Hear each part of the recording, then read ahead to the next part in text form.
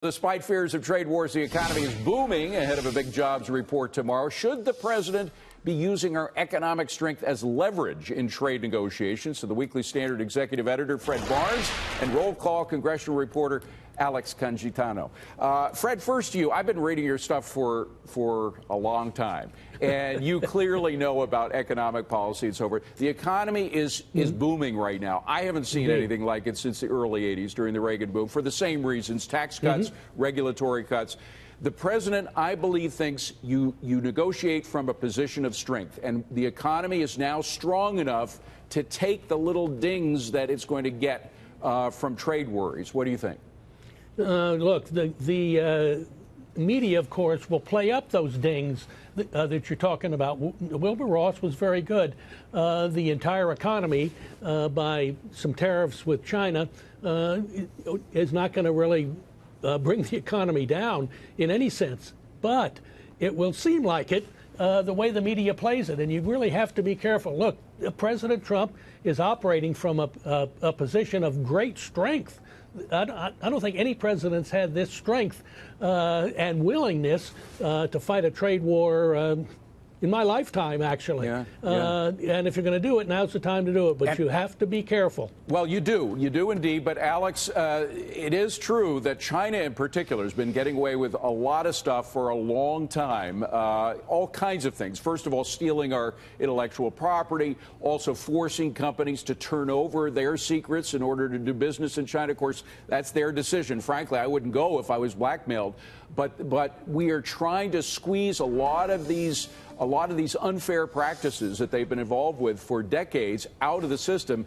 Is there going to be a political reaction to it? So far, the market, by the way, is again paring its losses today on trade fears. Go ahead.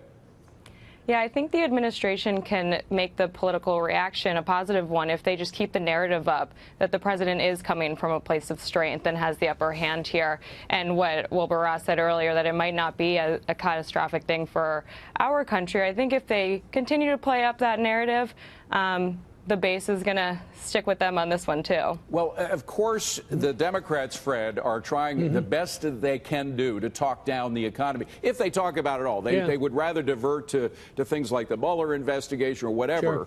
But if they're forced to talk about the economy, they talk it down. That really goes in the face of all this economic data that's coming out. Tomorrow we get another jobs report. It may not be as good as the previous one, but still, you just can't argue the fact that we have more jobs than we have job applicants now. And that's never happened in my lifetime. How can they continue to talk down an economy that looks so good? Well, it doesn't work. It hasn't worked when Republicans have done that in the past, and to a lesser degree.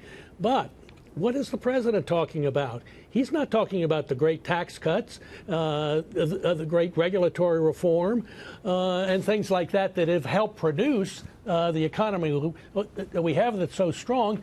He's talking about shutting down the government, which would be politically catastrophic.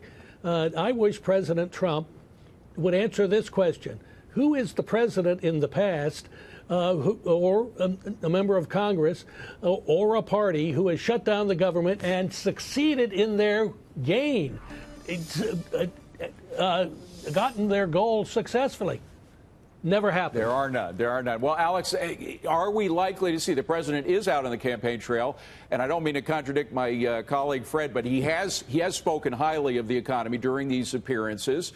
I think he tweets too much about the Mueller investigation. Just let those people stew in what they're involved with. But is he going to be focused more now on the economic message, which is so positive?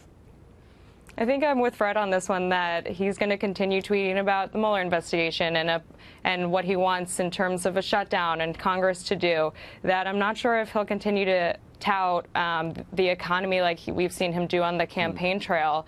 I mean, it's coming down to